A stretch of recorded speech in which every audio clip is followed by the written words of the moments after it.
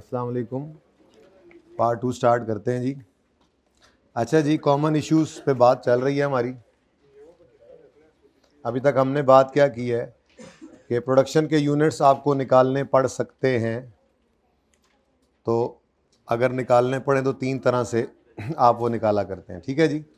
अच्छा, उसके बाद मटेरियल की कॉस्ट में क्या मसाइल आ सकते हैं, बातें नहीं यार। लेबर की कॉस्ट में क्या मसाइल आ सकते हैं। ऐसे ही वेरिएबल ओवरहेड्स की बात हमने शुरू ही की थी कि नमाज का टाइम आ गया। अच्छा जी, सर उमर की क्लास से आ गए बच्चे? मैसेज क्यों कर रहे हैं सर? चलें जी, अब वेरिएबल ओवरहेड की कॉस्ट निकालने के 3 तरीके हैं वैसे तो, मतलब तरीका तो एक ही है, वेरिएबल कॉस्ट निकालने का तरीका तो वही है, लेकिन ये है कि आपको वेरिएबल ओवरहेड की कॉस्ट किस तरह से गिवन है जिससे आपने टोटल निकालना है। तो वो अगर आपको रेट पर यूनिट गिवन है तो आप यूनिट्स के साथ मल्टीप्लाई करके वेरिएबल ओवरहेड कॉस्ट निकाल सकते हैं, और अगर आपको रेट पर लेबर आर गिवन है तो आपको फिर labour hours, normally labour hour machine hour भी हो सकता था, लेकिन नॉर्मली लेबर आर के साथ जोड़ता था, ठीक है ना। तो दोनों ही कर लेते हैं अलग अलग। अगर लेबर आर के साथ जोड़ा है इसने तो लेबर आर का इफ़ेक्ट इन पे भी आएगा, लेकिन कौन से वाला ये देखना इंपॉर्टेंट है। मुझे ये बताएं, क्या लेबर जो आइडल बैठती है वो वेरिएबल ओवरहेड्स को हिट करेगा? आपको एक बात शुरू में पढ़ाई थी और कई बार ये बात भी की थी कि वेरिएबल ओवरहेड्स जब आप कैलकुलेट करें, वेरिएबल कॉस्ट निकालें, तो आपने आर्स हमेशा प्रोडक्टिव वाले लेने हैं। याद आया कुछ? तो खैर, दो चीज़ें होती हैं जी, एफिशिएंसी और लर्निंग इफेक्ट। ये तो लग जाता है, एफिशिएंसी से आपके लेबर आवर्स कम या ज़्यादा होते हैं, तो वही कम या ज़्यादा वेरिएबल ओवरहेड के लिए भी यूज़ होंगे। लर्निंग का कि ऐसे भी आपके लेबर आवर्स कम होते हैं तो वो कम लेबर आवर्स ही वेरिएबल ओवरहेड्स के लिए यूज़ होंगे। यानी लेबर आवर पर यूनिट का जो इफेक्ट है, यानी ये जो लेबर आवर पर यूनिट है, कौन से वाले लेने हैं हमने, यानी कि मैं यूँ कह सकता हूँ कि it is affected by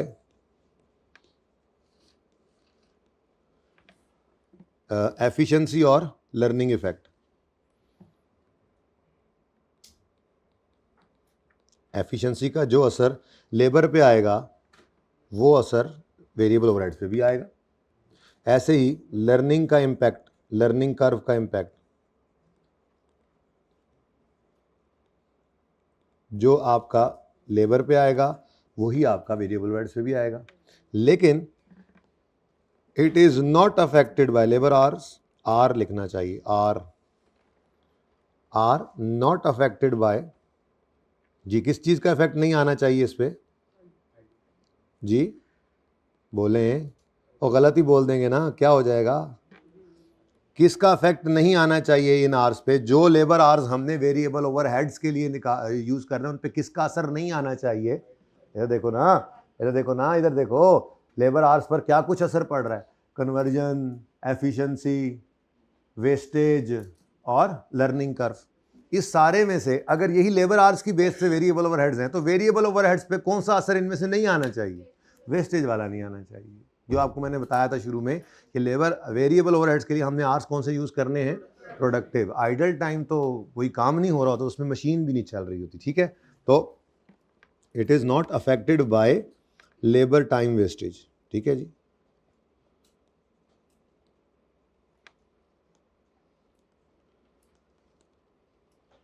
labour time की वेस्टेज का असर इस पर नहीं आएगा, ठीक है जी, यानी आइडल टाइम। ठीक है बच्चों। अच्छा, और अगर वेरिएबल ओवरहेड रेट आपको कोई और तरीके से भी दिया हो सकता था रेट, सोच के बताओ। Variable overhead rate per unit दिया हुआ है, पर लेबर आर दिया हुआ है, कोई और तरीका नहीं, पर मशीन आर गिवन हो सकता था। परसेंटेज तो सीधी बात होगी, तो परसेंटेज लगानी, उसमें क्या प्रॉब्लम है? एज ये दिया होता था, पर मशीन आर भी दिया होता था रेट, कि आपके मशीन आर मिसाल के तौर पे 10 लगते हैं एक यूनिट पर, और एक मशीन आर पे इतने वेरिएबल, तो मशीन आर के बेस पे भी दिया जा सकता है रेट, तो रेट है ना, ठीक है। लेबर आर के ज़्यादातर लेबर आर की बेस पे दिया होता था, लेकिन कुछ सवालों में देखा था कि मशीन आर्स की बेस पर भी वेरिएबल ओवरहेड का रेट गिवन होता था, तो अगर ऐसा होगा तो आप कॉस्ट कैसे निकालेंगे, वेरिएबल ओवरहेड कॉस्ट कैसे निकलेगी बताएं। वेरिएबल ओवरहेड की कॉस्ट निकलेगी जनाब, हाँ बताएं बताएं बताएं। Variable overhead rate per machine hour, very good. Variable overhead rate per machine hour, MH per machine hour into machine hours per unit, फिर यहाँ पर भी मशीन आर्स ही आएंगे, ठीक है, और इनटू वही प्रोडक्शन यूनिट्स। भाई सारी कॉस्ट अकाउंटिंग यही तो थी शुरू से एंड तक, इसीलिए तो मैं ये सबसे पहले बातें कर रहा हूँ। तो जो बच्चे अभी ज्वाइन किया जिन्होंने, उन्होंने सिर्फ 1 घंटा कुछ मिनट की क्लास लेनी है जिसके अंदर बस ये कॉमन इश्यूज़ ही हैं। मैंने कोई ऐसी चीज़ नहीं स्टार्ट की जो आधी इधर चले आधी उधर। अभी हम आप टॉपिक वाइज रिवीजन पे चलते हैं, हम रेलेवेंट कॉस्टिंग करेंगे उसका सवाल करेंगे, ऐसी कोई टॉपिक करेंगे उसका सवाल, इस तरह से अब चलेंगे हम, ठीक है। अच्छा, अब इसके अंदर भी भाई मसले मसाइल हैं, जैसे कि आपका variable overhead rate per machine are जो है ये इन्फ्लेशन की वजह से इम्पैक्ट लेता है, अफेक्टेड बाय इन्फ्लेशन। और जो मशीन आर पर यूनिट होते हैं ये क्या इम्पैक्ट लेते हैं,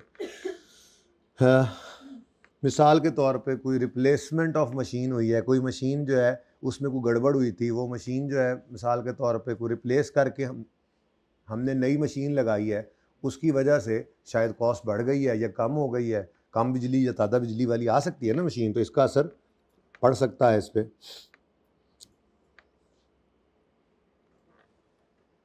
असल में ना ये यूँ कहना चाहिए, ये दोनों पर, ये इधर भी ऐसा ही था, ये अफेक्टेड बाय इन्फ्लेशन होता है, ठीक है, ये भी ऐसे ही है, वहाँ जगह नहीं, समझ आ रही है ना, मतलब सेम ही था। ये variable overhead per labour hour को भी ये वाला इफेक्ट लगता है, मैंने लिखा नहीं, समझ जाओ बस, ठीक है। अच्छा, उसके बाद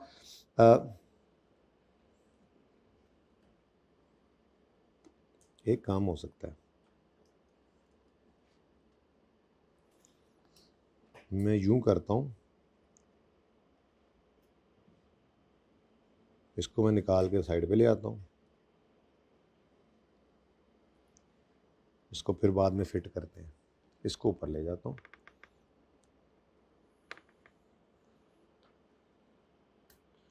अब ये कुछ इस तरह से कहानी बन जाएगी ना कि इन सब का मैं इकट्ठा ही लिख देता हूँ कि ये जो रेट्स हैं ये पर यूनिट गिवन हो, ये रेट पर लेबर आर गिवन हो, या ये rate per machine are given हो, इनको इन्फ्लेशन का इम्पैक्ट पड़ सकता है। को मसला और बोलो, और बोलो तो एक तो ब्रेक दी है, ब्रेक में सो गए हैं, ये बातें आपको समझ नहीं आ रही क्या? तो फिर कुछ सुन क्यों हुए हो? अच्छा, उसके बाद लेबर आर पर यूनिट पे मैंने कहा जी ये असर पड़ सकते हैं, तो ये असर मैं यहाँ पे लिख देता हूँ ज़रा डिंगे करके, इसको फिर सेट कर लेता हूँ मैं, ठीक है। और इसी तरह से ये मशीन आर्स हैं, इन पे क्या असर पड़ सकते हैं, ये मैंने कहा ये इफ़ेक्ट होते हैं इफ़ेक्टेड बाय, सिर्फ ये अकेले इफ़ेक्टेड बाय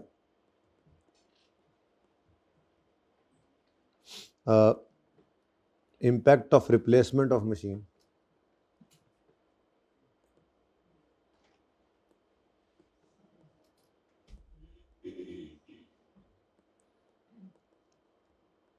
देखो ना, समझो इस बात को, लेबर आवर्स पे क्या असर पड़ सकता है, लेबर एफिशिएंटली काम कर रही है या नहीं कर रही, लर्निंग कर्व आ रहा है, ये असर पड़ रहा है ना। पर मशीन पे क्या लर्निंग कर्व होता है मशीन का, या मशीन की एफिशिएंसी या मशीन की कम एफिशिएंसी ज़्यादा होती है, मशीन को थपकी दी, मशीन ज़्यादा अच्छी चलने लग गई, तो मशीन के ऊपर असर करके पड़ सकता है, तो रिप्लेस करें मशीन तो उसका असर पड़ सकता है, ठीक है।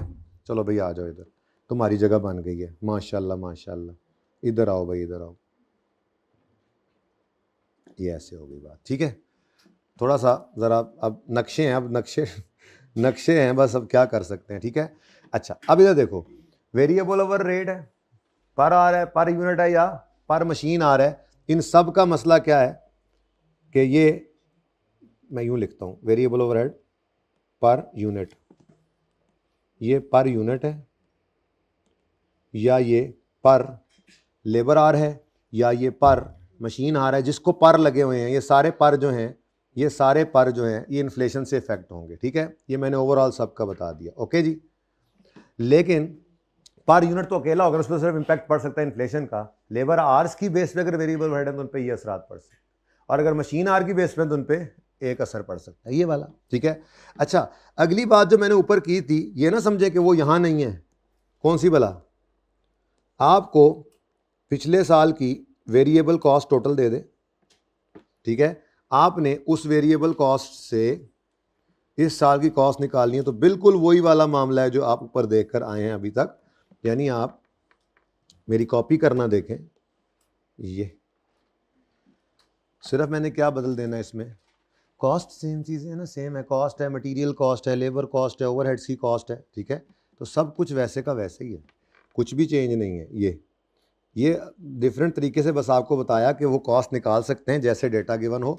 अब यहाँ पर क्या करना पड़ेगा हमें, लेबर कॉस्ट जो है उसको रिप्लेस कर देंगे हम वेरिएबल ओवरहेड की कॉस्ट, ठीक है जी। तो इफ़ टोटल वेरिएबल ओवरहेड की कॉस्ट, वेरिएबल ओवरहेड वीओआई समझ आता है, previous period is given in question, तो ओल्ड वेरिएबल ओवरहेड कॉस्ट को डिवाइड करेंगे ओल्ड प्रोडक्शन यूनिट्स के साथ, multiply inflation new production units, या ओल्ड वेरिएबल ओवरहेड कॉस्ट को ही पकड़ोगे। क्या बातें हो रही हैं, ये कुछ नहीं समझ आ रहा ना। ओल्ड, अच्छा, ओल्ड वेरिएबल ओवरहेड कॉस्ट को पकड़ लेंगे जी, उसको इन्फ्लेशन से मल्टीप्लाई करके ये कर देंगे। ये वेरिएबल ओवरहेड की मैक्सिमम डिस्कशन है, इसके बाहर नहीं है जी।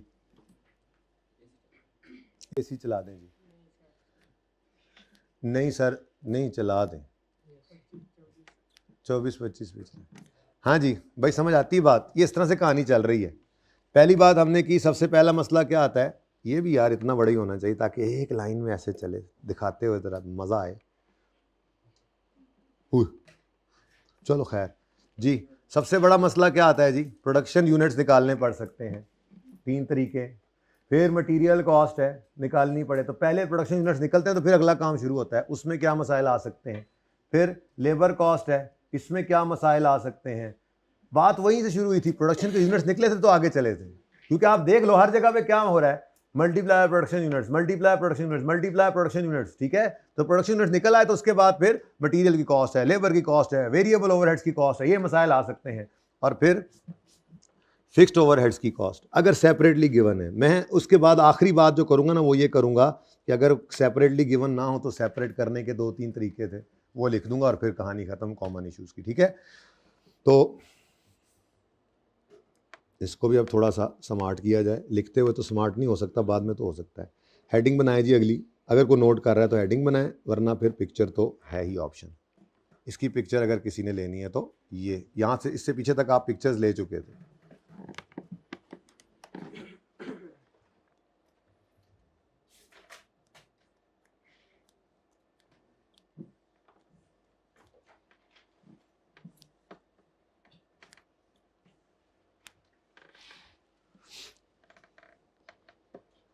अच्छा जी, अब नंबर 5 सेकंड लास्ट, अगर फिक्स्ड ओवरहेड की कॉस्ट है तो उसमें क्या मसाइल आ सकते हैं। अगेन वही बात, अभी ये अलग गिवन होगी फिक्स्ड ओवरहेड की कॉस्ट इफ सेपरेटली गिवन, फिर अगर इकट्ठी होती थी तो उसको अलग अलग करना, कई दफा सीखा।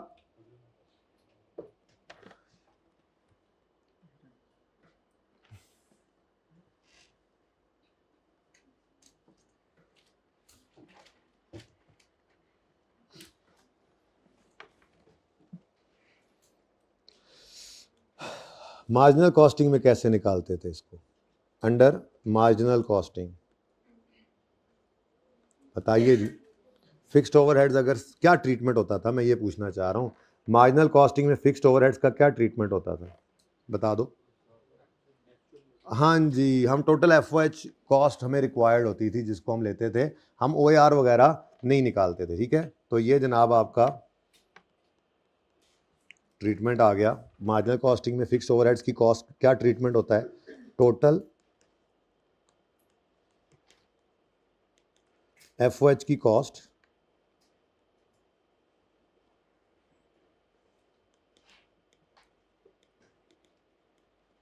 Is required. ठीक है जी, टोटल एफओएच की कॉस्ट रिक्वायर्ड होती है। No need of fixed overhead rate per hour या पर यूनिट। याद है कि नहीं याद? पर यूनिट या पर आवर हमें कोई ज़रूरत नहीं होती थी इसकी। हम तो कहते थे रहने दो भाई, इसको साइड पे रखो, हमें तो टोटल एफओएच चाहिए, एक्चुअल वाले याद आ रहा है कुछ? ठीक है, तो ये हमारा ट्रीटमेंट होता था अगर हमारे पास मार्जिनल कॉस्टिंग सिस्टम चल रहा है और फिक्स्ड एफओएच आपको सेपरेटली गिवन है, तो मार्जिनल कॉस्टिंग में इसका ये ट्रीटमेंट।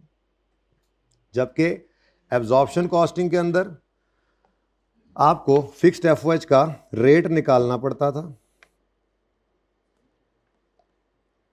एब्जॉर्प्शन कॉस्टिंग वैसे आप मार्जिनल एब्जॉर्प्शन आपको भूला नहीं, वैसे उसकी वजह थी ये हर जगह ही, जैसे FAR 1 जिन बच्चों ने पढ़ी हुई या IS 16 जैसे, वहाँ पे आलू की तरह से हर सब्जी में घुसा होता है।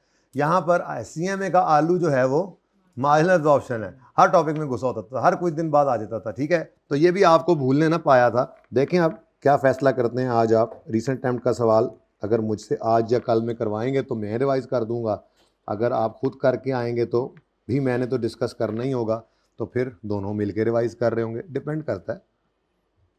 सोल्यूशन तो आपको अपने फॉर्मेट पे मिलेगा ही, जैसे हम करते आए आज तक। इतना आसान सवाल मैंने देखा, पहले मैंने सोचा था ये तो कराना ही पड़ेगा, लेकिन जब मैंने वो सवाल देखा तो ऐसे मैंने कराना पड़ेगा। फिर मैं जब एक्सेल पे उसको मतलब वो सॉल्व करता गया, मैंने कहा है यार सब कुछ ही गिवन, सीधा सीधा गिवन, इतना सीधा इतना सीधा इतना सीधा। मैं सर पकड़ के बैठ गया, मैंने कहा यार तभी तो 40% से ऊपर रिजल्ट आता है, वो तो करना ही पास चाहता है आप लोगों को, आप डरते हैं पता नहीं क्यों। ठीक है, डरना नहीं है। तो यहाँ पर जनाब आप क्या करते हैं, यहाँ पर आप करते हैं ये कि आप फिक्स्ड एफओएच की कॉस्ट निकाल लिया करते हैं। Fixed FOH cost per unit भी हो सकती है, पर आर भी हो सकती है। ठीक है, तो कॉस्ट जब निकालेंगे तो वो कैसे निकालेंगे? फिक्स्ड एफओएच का रेट आप निकाला करते थे, फिक्स्ड ओवरहेड का रेट। ये रेट मैं पर यूनिट कह देता हूं, इजाजत है? पर आर को भी पर यूनिट बना लेते थे ना। Fixed overhead rate per unit आएगा इनटू प्रोडक्शन यूनिट्स। और ये फिक्स्ड ओवरहेड रेट क्या होता है? ये वही आपका अजीज जान ओवरहेड एब्जॉर्प्शन रेट। ठीक है, ये वही OAR है, ये वही OAR है, ये वही OAR है। तो एब्जॉर्प्शन कॉस्टिंग सिस्टम में आप ये OAR निकाला करते थे। ठीक है, OAR, इसकी कंप्यूटेशन OAR कंप्यूट करते हैं आप, OAR कंप्यूटेड। अगर ना गिवन हो तो कंप्यूट करते थे। कैसे करते थे? एक फॉर्मूला था बड़ा प्यारा, बड़ा सोना, बड़ा सादा, budgeted total fix cost divided by normal capacity या बजटेड प्रोडक्शन।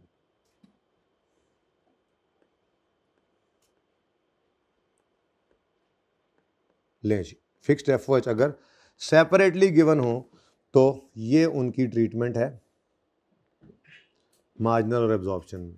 दो ही मेथड्स हैं जी हमारे पास, तो दो ही तरीके से हम कॉस्टिंग में चलते हैं, या मार्जिनल कॉस्टिंग यूज़ कर रहे होते हैं या एब्जॉर्प्शन कॉस्टिंग। ठीक है, और सही है।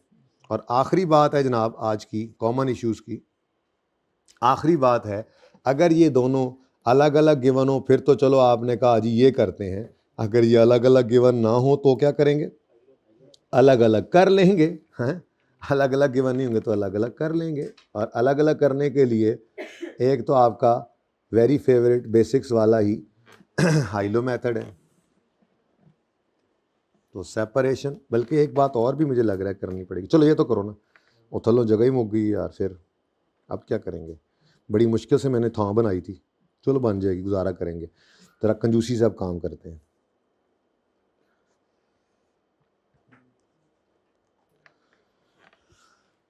कंजूसी अगर करनी ही है तो यहीं से शुरू करते हैं। उधर साइड पे हो ना भाई, जरा और साइड पे हो ना। चलो यहाँ से शुरू करते हैं जी। क्या कह रहा था मैं जी? सेपरेशन ऑफ, तो नंबर 7 बात शुरू कर दी है मैंने यहाँ पर। 7 6 अच्छा 6 सेपरेशन ऑफ, अव्वल तो सेपरेशन सही है, अव्वल तो ये अलग अलग गिवन हो तो ये जो आपको बताया ये काम हम कर लेते हैं, ठीक है। तो सेपरेशन ऑफ, अगर अलग अलग ना गिवन हो तो हमें सेपरेट करने पड़ते हैं फिक्स्ड और वेरिएबल ओवरहेड्स। तो फिक्स्ड एंड वेरिएबल ओवरहेड्स को अलग अलग करना पड़े तो दो तरीके हैं। सबसे बचपन में जो आपने पहले वाला तरीका सीखा था वो था हाई लो मेथड, ठीक है जी। और दूसरा फिर आप थोड़े बड़े हुए तो आपको पता लगने लग गया ओवरहेड का एब्जॉर्प्शन रेट जो है वो अक्सर स्टैंडर्ड कॉस्टिंग में और इस तरह टॉपिक्स में यूज होता था, आप उनमें बाइफरकेट कर लेते थे फिक्स और वेरिएबल को, दोनों लिख रहा हूँ, ठीक है।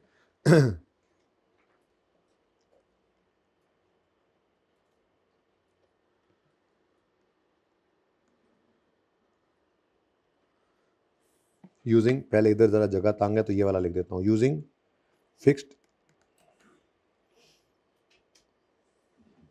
ओवरहेड का फिक्स्ड ओवरहेड रेट लिख देता हूँ, OAR जिसको कहते हैं फिक्स्ड ओवरहेड रेट। इसको यूज़ करके आपने ये अभी रिसेंट ही किया आपने इस काम को कई दफ़ा, OAR। तो फिक्स्ड ओवरहेड का रेट यूज़ करके आप ये निकाल लिया करते थे। मसलन फिक्स्ड ओवरहेड का ये रेट कैलकुलेट करते थे आप, यही फार्मूला लगाकर, फिक्स्ड कैसे छोटा करूं इसको, और कैलकुलेट ऐसे जी। फिक्स्ड ओवरहेड का आप रेट कैलकुलेट करते थे, ये जो अभी अभी आपने लिखा budgeted total fix cost divided by budgeted production, normal capacity या बजटेड प्रोडक्शन, ठीक है जी। ये करके उसके बाद फिर आपको नॉर्मली वो वेरिएबल ओवरहेड का रेट दे देता था या टोटल दे देता था, तो तीन में से दो चीज़ें मिल जाती थी ना, तीसरी बैलेंसिंग निकाल लेते थे। तो अलग अलग करने का एक तरीका ये था, वेरिएबल ओवरहेड रेट नॉर्मली ये गिवन होता था, या चलो यूँ कह लेते हैं जैसे मैंने ज़्यादा सवाल करवाए थे आपको, वो फिक्स्ड ओवरहेड का रेट देता था और फिर आपको FOH का टोटल FOH का रेट दे देता था, फिक्स्ड फैक्ट्री ओवरहेड्स का टोटल ओवरहेड्स रेट वो दे दिया करता था सवाल में, ठीक है। अब होता ये था कि आप फिक्स्ड ओवरहेड का रेट निकाल लेते थे और टोटल गिवन होता था, और बैलेंसिंग आप क्या करते थे, वेरिएबल ओवरहेड्स को निकाल लेते थे। ऐसे ही दूसरी तरफ भी चल सकते थे आप। दूसरी तरह क्या है कि आपको फिक्स निकालना पड़ सकता था, आपको टोटल निकालना पड़ सकता था, कुछ भी तरफ किसी भी तरफ जा सकते थे आप, तो कोई मसला नहीं, ठीक है।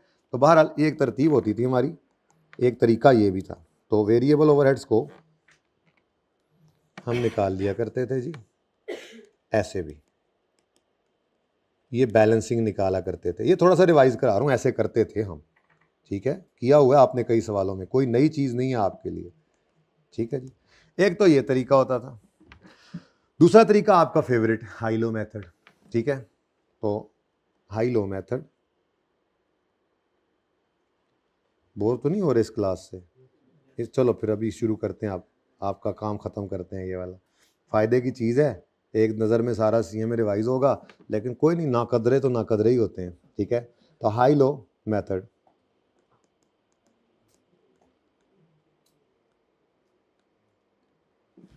हाई लो मेथड में मैं क्या पहला दिन ज़रा खुशी खुशी आए ने सोखा सोखा ये कर लेंगे, उसके बाद नहीं करना, आज ही सारा करा दिया, एक एक करके करते, लेकिन फ़ायदा कोई नहीं है। ये सारे काम हमने एक एक करके ही तो किए थे पूरे सेशन में, ठीक है। तो मिसाल के तौर पे यहाँ पर आपको यूनिट्स भी गिवन हो सकते थे, लेबर आर भी गिवन हो सकते हैं, मशीन आर भी गिवन हो सकते हैं, एक्टिविटी लेवल जो चाहिए एक तरफ ये हुआ करते हैं और दूसरी तरफ आप FOH कॉस्ट गिवन होती थी, FOH cost, total FOH cost, ठीक है। मिसाल के तौर पे एक 500 यूनिट्स कहता है और 800 यूनिट्स कहता है, और कॉस्ट क्या देता है जी 15,000 है और 18,000 है। तो आप फार्मूला लगा लिया करते थे, ठीक है। इस तरह से दो लेवल्स पे हाईएस्ट और लोएस्ट लेवल की कॉस्ट और यूनिट्स उठाते थे और उस पर अपना फार्मूला लगाते थे, total cost at highest level less total cost at lowest divide by total units at highest minus total. तो ये करके आप वेरिएबल कॉस्ट पर यूनिट निकालते थे, फिर उसके बाद टोटल कॉस्ट फंक्शन में उसको पुट करके फिक्स कॉस्ट भी निकाल लेते थे, ठीक है। तो बहरहाल इसके अंदर आपका सिंगल जो कि आपका पर्चे में आता है, आपने सारा CA में आप तो कर लिया, आपको कहीं पर सिंपल के अलावा कोई हाई लो नज़र नहीं आया, ठीक है। सिंपल ना हो तो वो है जो मैंने बेसिक में आपको सवाल करवाए हुए हैं, जिसमें मैंने आपको कहा था कि वेरिएबल ओवरहेड या फिक्स्ड एफओएच जो है उनमें चेंज आ रहा हो, स्टेप आ रहा हो, डिस्काउंट आ गया वेरिएबल ओवरहेड्स में या स्टेप फिक्स कॉस्ट बन गई, ऐसा कभी भी आपने पूरा सीएमए देख लिया कहीं पे हाई लो आपको वो नजर नहीं आएगा, है ही नहीं। आप सिलेबस चेंज हुआ किसी पुराने किसी और टॉपिक में, पहले क्या फिट होता था उसके अंदर वो कर लेता होता था। तो ये कॉम्प्लेक्स हाई लो आपको नहीं आता, आपको सिंपल वाला आता है, ये जो आपको मैंने करवाया हुआ है। तो सिंपल हाई लो,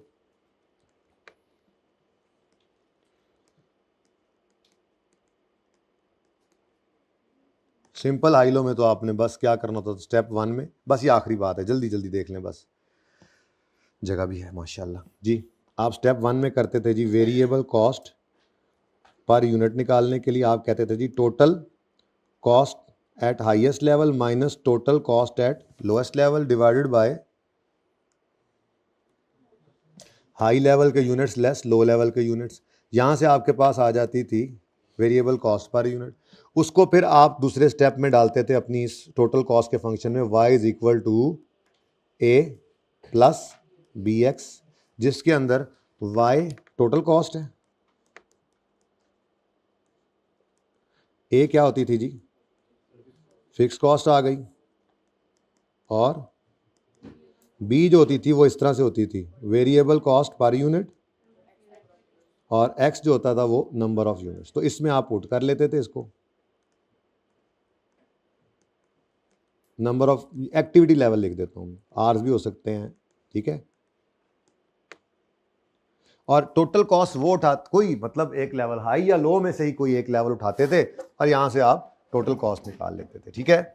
अगर ऐसा ना हो कभी, और कभी ऐसा हो जाए कि आपको हाई लो सिंपल वाला ना आए बल्कि high low with change in fix cost with change in fix cost आ जाए, आया नहीं कभी, आपने देख लिया पूरा सीएमए घूम के, high low with change in variable cost आ जाता है, तो बेटा जी ये कॉम्प्लेक्स केस जो है ये मैंने आप लोगों को करवाया हुआ है, ठीक है। इसमें वो बेसिक्स के अंदर एक सवाल जाकर देख लोगे, ये सवाल मैंने आपको करवाया था, इसी के ऊपर वो एंड पे आके आधा लेक्चर ज़्यादा लग गया था, इसकी वजह से बेसिक्स में आधा लेक्चर भी ज़्यादा लगा था, मैंने कहा क्या पता। तो इसके अंदर बस इतना सा आपको समझाया था कि सारा काम तो वैसे ही करो, बस अवॉइड कर दो चेंज को, अवॉइड चेंज, अवॉइड चेंज का मतलब वो दो लेवल्स पिक करो जिन पर फिक्स कॉस्ट और वेरिएबल कॉस्ट सेम हो, बढ़ी हुई हैं तो दोनों लेवल पे बढ़ी हुई फिक्स कॉस्ट हो, वो लेवल उठाओ दो, या कम है तो वो दो लेवल हो जिन पे दोनों पे कम है, वेरिएबल कॉस्ट भी वो दो लेवल उठाओ जिन पे दोनों पे वो बढ़ी हुई, ये ना हो कि एक लेवल वो जिसके ऊपर ये कम हो दूसरे पे। तो अवॉइड चेंज का मतलब क्या है कि आपने पिक लाइक विद लाइक, कुछ बात समझ आती है, ना भी समझ आए तो बेसिक्स में सवाल किया हुआ है हमने, ठीक है, उसको आप बेशक देख लीजिएगा। ये जनाब आपका हाई लो मेथड भी हो, ठीक है जी।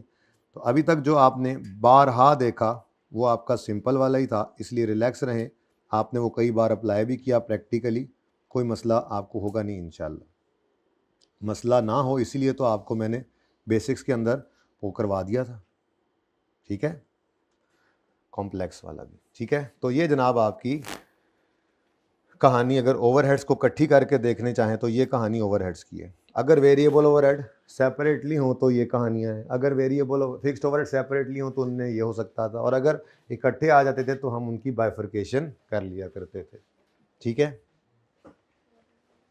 हैंडआउट मिलेगा आपको, लेकिन फिर भी चले अच्छा है आप पिक्चर लेते हैं और घर पे अपने नोट्स बनाते हैं तो अच्छी बात, अपने नोट्स का कोई भी अल्टरनेटिव नहीं होता, जो अपने हाथ से लिखा हुआ होता है ना वो बस लिखते हुए ही आधे से ज़्यादा याद हो जाता है, और फिर जब उसको दे और फिर पर्चे में भी उसका नक्शा वैसे ही सामने आता है। मेरे नोट्स का नक्शा तो मेरे सामने होगा ना, आपके सामने तो नहीं होगा।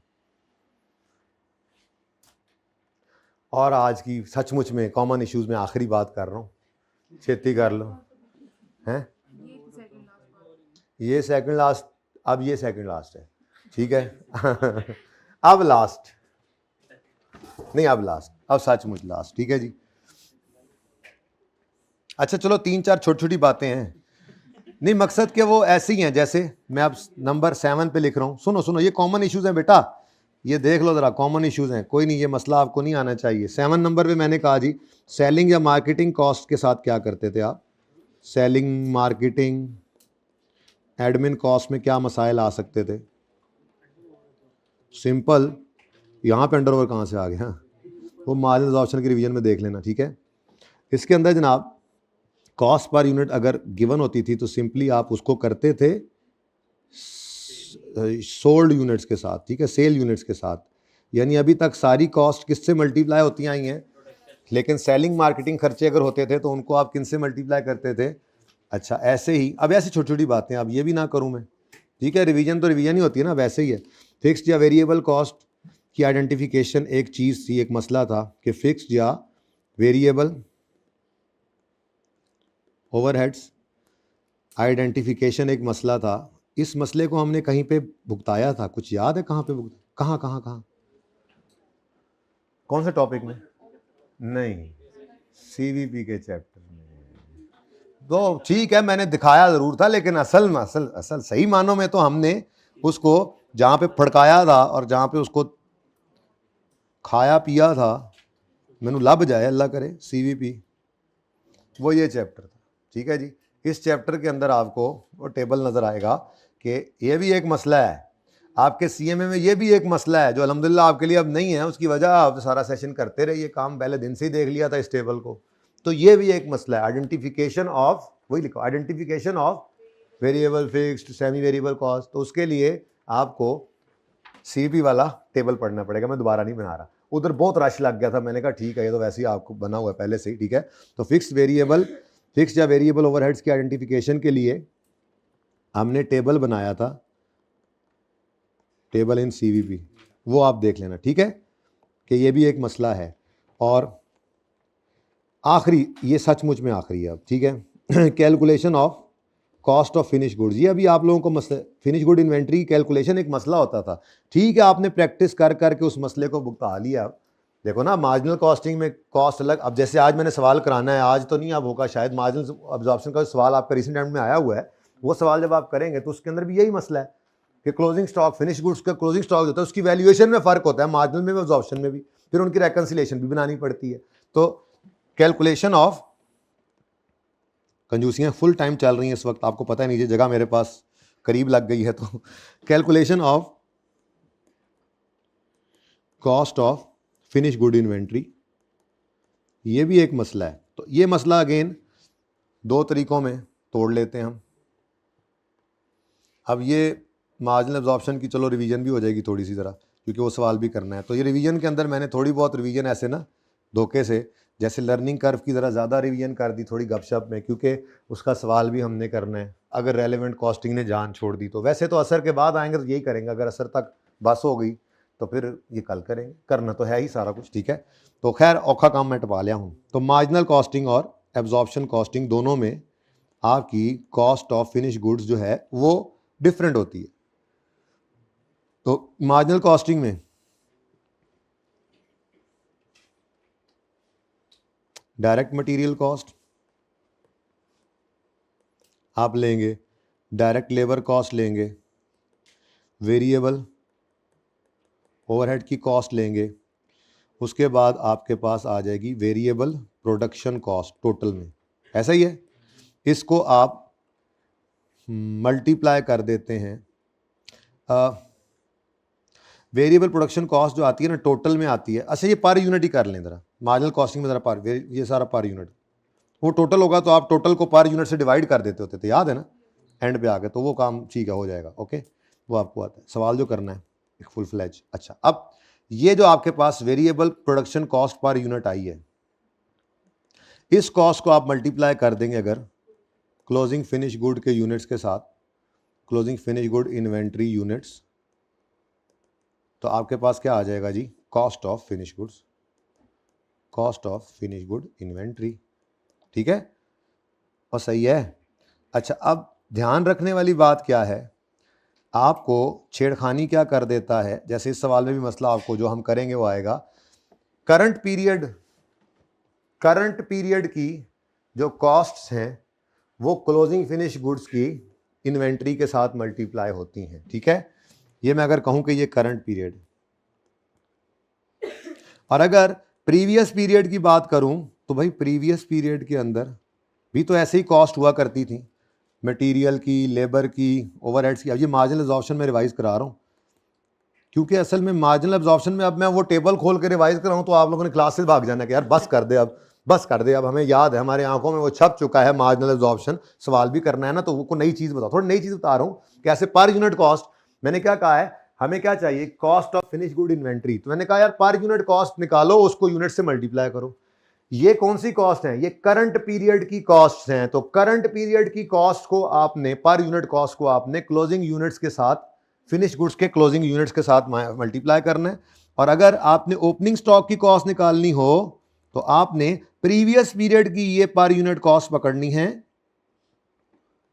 और इनको आपने मल्टीप्लाई, मैं यहां ना लिख दूं ऐसे, मैं यूं लिखता हूं, फिनिश गुड इन्वेंट्री यूनिट्स, ये जरा क्योंकि फिगर्स नहीं है ना, तो फिनिश गुड इन्वेंट्री के यूनिट्स। कौन सी फिनिश गुड इन्वेंट्री जी, ये जी क्लोजिंग इन्वेंट्री। और यहां पे जी, यहां पे ओपनिंग। ये बात समझ आई है? थोड़ा सा ध्यान से देख लो जरा, ये इंपॉर्टेंट बात है कि अगर आपने ओपनिंग इन्वेंट्री की कॉस्ट निकालनी है, कहीं भूल ना जाना, ये सेम तो नहीं होती ना कॉस्ट, ठीक है। अगर आपने, ठीक है, अगर आपने क्लोजिंग स्टॉक की कॉस्ट निकालनी है तो आपने करंट पीरियड की कॉस्ट पर यूनिट पकड़नी है और उसको आपने क्लोजिंग स्टॉक के यूनिट से, टोटल कॉस्ट पर, ठीक है। और अगर आपने ओपनिंग स्टॉक की कॉस्ट निकालनी हो तो इस साल वाली करंट पीरियड वाली कॉस्ट जो है ये आप नहीं मल्टीप्लाई कर सकते फिनिश गुड्स के ओपनिंग के साथ, तो उसके लिए प्रीवियस पीरियड की कॉस्ट होनी चाहिए, अनलेस के कोई चेंज ना आया हो, ठीक है, सही है। अच्छा, अगली बात, यही अगर एब्जॉर्प्शन बन जाए तो क्या चेंज होगा इसमें जी? हाँ, बस सादा बात है कि अगर यही एब्जॉर्प्शन कॉस्टिंग सिस्टम हो तो आपकी सारा कुछ तो वैसे ही रहना है, लेकिन आपकी जो कॉस्ट पर यूनिट होती है ना जी, उस कॉस्ट पर यूनिट में फिक्स्ड ओवरहेड भी एब्जॉर्ब आप करवा लिया करते थे, ठीक है जी। आओगे भाई, खुशबू लगा के आ जाओ ना जरा, ठीक है। तो यहाँ पे मैंने थोड़ी सी जगह बना ली थी फानकारी के साथ, तो लें जी, अगर यही एब्जॉर्प्शन कॉस्टिंग में है तो फिर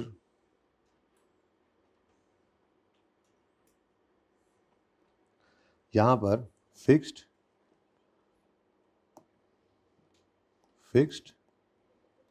ओवरहेड की कॉस्ट भी पर यूनिट आएगी, जो अब यहां पे मैं कैसे निकालूं यार, जगह ही कोई नहीं है। वो ओ यार लिख दूं अगर, तो ओ यार समझ आ जाएगी कैसे निकलना है। कैसे निकलता है जी, ये total fix cost divide by budgeted production, ठीक है। तो प्रीवियस का अपना होगा और उसी तरह से आपकी क्लोजिंग स्टॉक की कॉस्ट, बस काफी हो गया आप जी। ऊपर एब्जॉर्प्शन लिखना बहुत जरूरी है,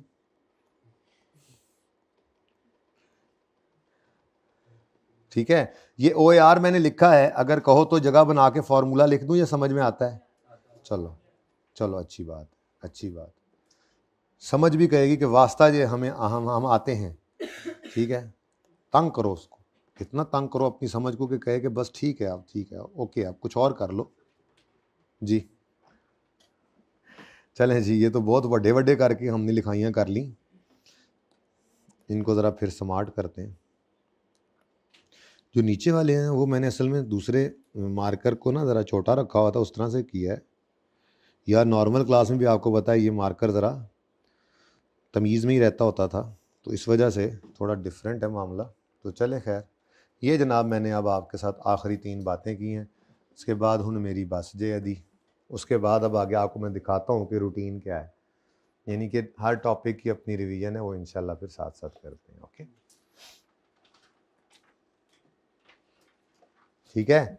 तो ये जनाब कॉमन इश्यूज़ थे, ये कॉमन इश्यूज़ हैं जी, टोटल बस यही कॉमन इश्यूज़ हैं। थोड़े से प्रोडक्शन यूनिट्स निकालने पड़े तो 3 तरीके से निकल सकते हैं। जब ये निकल आएंगे तो फिर आगे कॉस्ट अकाउंटिंग शुरू हो गई सही वाली, यानी कॉस्ट निकालने की तरफ चले। इन्हीं प्रोडक्शन यूनिट्स को मटीरियल की कॉस्ट निकालने के लिए यूज़ करते हैं, मटीरियल कॉस्ट में ये मसाइल आ सकते हैं। इन्हीं प्रोडक्शन यूनिट्स को लेबर की कॉस्ट के लिए यूज़ कर सकते हैं, लेबर की कॉस्ट में ये मसाइल आ सकते हैं। इन्हीं प्रोडक्शन यूनिट्स को वेरिएबल ओवरहेड्स के लिए यूज़ करेंगे, उसमें ये मसाइल आ सकते हैं। इन्हीं प्रोडक्शन यूनिट्स को बस कर दो अब, उसके बाद फिक्स्ड ओवरहेड सेपरेटली गिवन हो तो क्या करना है, और वेरिएबल ओवरहेड सेपरेटली तो हमने कर लिया, अगर इनको इकट्ठा दिया हो तो अलग करने का क्या तरीका है, और उसके बाद आखिरी 3 बातें मैंने ये की। ये कुछ कॉमन इश्यूज़ हैं, इसके अलावा कोई इश्यूज़ हैं तो फिर वो अब हैं, अब क्या करें फिर, ठीक है। अब वो मेरे जहन में नहीं है, ये काफ़ी चीज़ें हैं, वैसे काफ़ी हैं, मेरे ख्याल में यही काफ़ी हैं, ठीक है जी। तो यहाँ पे भाईजान आप अब पार्ट 3 स्टार्ट करें। नहीं